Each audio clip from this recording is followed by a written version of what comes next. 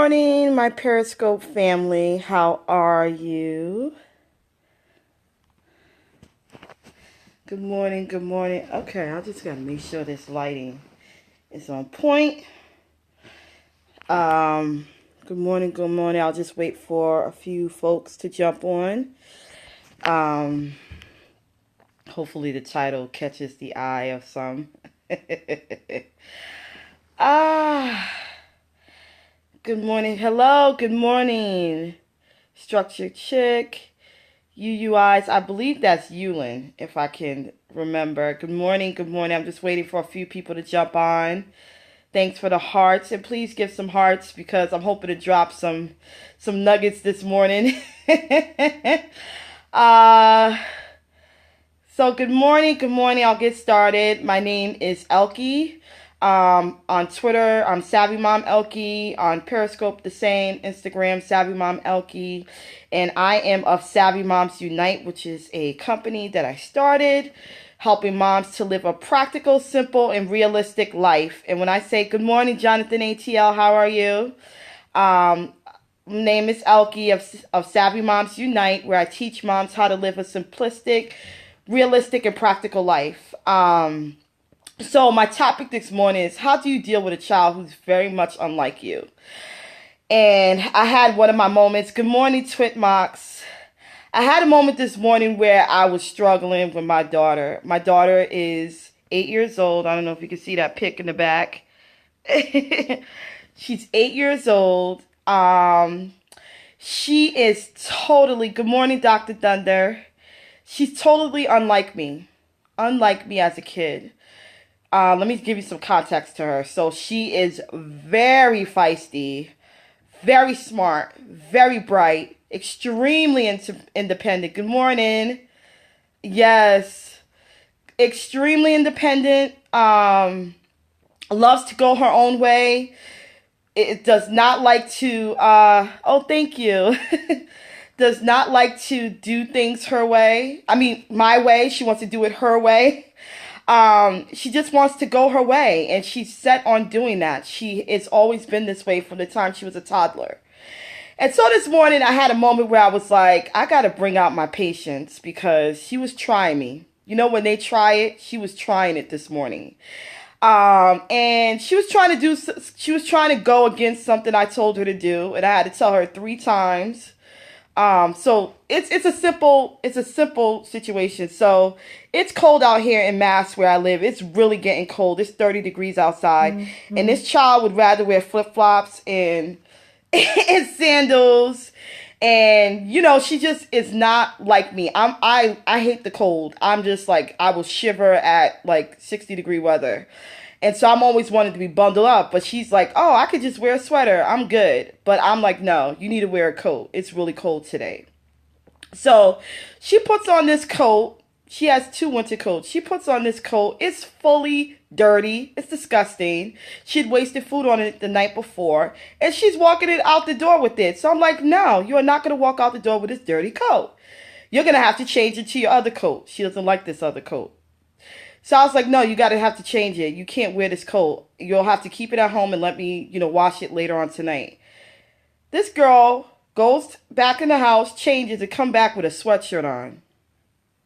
Do you see my face? I was like, girl, if you don't go back in that house and put on that other coat like I told you to, I'll tell you, on the 3rd try, that's when she finally changed that coat. And I looked at myself and I was just like, I took a moment, I said, woosah. And I literally was like, God, give me patience because she's trying it this morning. And it reminded me of how I'm so different. I was so different as a kid. Like, that wouldn't have been a situation in my home as a child. Like, if my mom said, do it, I jumped. If my mom said, how high, I listened.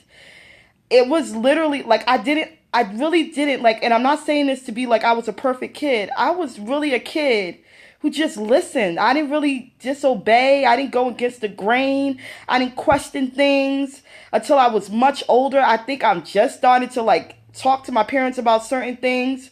I literally listened to everything they said. I was so afraid of disobeying them. I was terrified. But I'm finding my daughter just doesn't care. She's like, I'm going to test the waters. I'm going to try. I'm going to question. I'm going to ask you why. I'm going to make sure I figure this out. You're not going to be able to just tell me to do something. I got to figure out why. And it's really different for me. It's something that I've had to get used to because I always would be like, Mom, she's just not listening. Like, what's going on? And I had to say to myself, I can't parent her like my parents parent me. I can't do it. It's just not going to work for her because she questions things so much.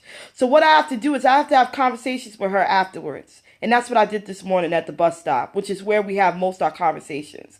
I sat her down and I asked her, why do you think I made you change your coat? And she said, I don't know. And I explained to her, I said, listen, honey, going to school with a dirty coat to me shows that I'm not caring for you. I'm not giving you the best. I'm not showing you attention. So when you walked out the door with that dirty coat, you know what the people out there might be thinking? How could a mother send her child to school with a dirty coat? It's simple.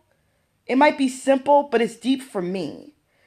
And I had to really sit down and talk to her and really things that my parents didn't do. They didn't really explain things to me all the time. And so I've learned that I have to have a conversation with my kid and get her to understand why I'm doing certain things and why I may discipline her in a different way than my parents did. And I told her straight out, I said, if I had done what you did this morning, it would have been a whack. Like, it would have been a smack across the face, or it would have been like a, punishment. But I felt like she's not going to learn unless I explain to her why I'm so careful in wanting her to do things in a certain way. And I'm not trying to be, this annoying parent. I care for her. And I was like, I love you more than you ever know. And I think sometimes you think I just want to be like this in your ear all day. I don't. I'd rather not. To be honest with you, my nature is not to be this forceful. I'm not an aggressive person by nature. I'm very quiet by nature. I'm not that, type that wants to be in someone's face all the time. I just want to be able to like deal with you on a level where it's calm and it's quiet and we're having a real conversation. So my mom sometimes thinks I'm crazy. She's like, you talk to her for real? Like, you talk to her? I was like, yes, because she's got to understand where I'm coming from as a parent. And I want her later on in life to understand that there's a reason for things, and there's a reason why things are done a certain way. It's not for her to just walk away from a situation and be like, well, I just don't want to get hit. I don't want her to feel that way. I want her to feel like, you know what? There's consequences for my actions. One, yes. But it's also, there's thought into what I do. And yes, she wants to go her own way, and I certainly don't want her to feel like that completely gets wiped away, because you want her, as she's older, to be able to think for herself and make decisions for herself. But I reminded her, you're still my kid. You're still my child. You're still someone that I have to care for. I'm like, you can't do everything by yourself. You're not fully independent. I said, if I left you in the house by yourself for hours with no food, no nothing, could you take care of yourself? No. So why do you think you can do that now? So how to deal with a kid who's unlike you, you got to have patience. You really do. And you got to figure out different ways to parent. Because my parents parent me in a certain way that may not work for your child.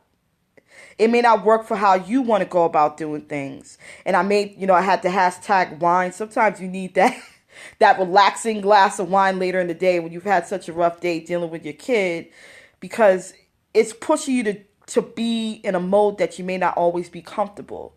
But if it's necessary to get your kid to do and see things in the way you need to see it, they need to see it, then you got to do it. You got to get out of your comfort zone and push yourself a little bit and push them a little bit.